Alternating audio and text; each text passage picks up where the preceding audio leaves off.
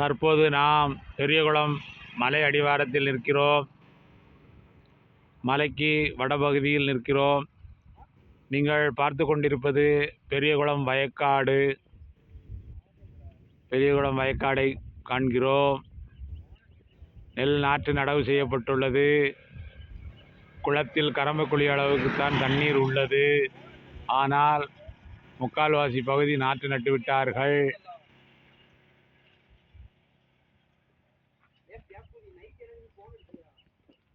அருமையாக வயக்காட்டை கண்டு ரசித்து விட்டோம். நன்றி, வணக்கம். மக்களே, வயக்காடு எவ்வாறு உள்ளது?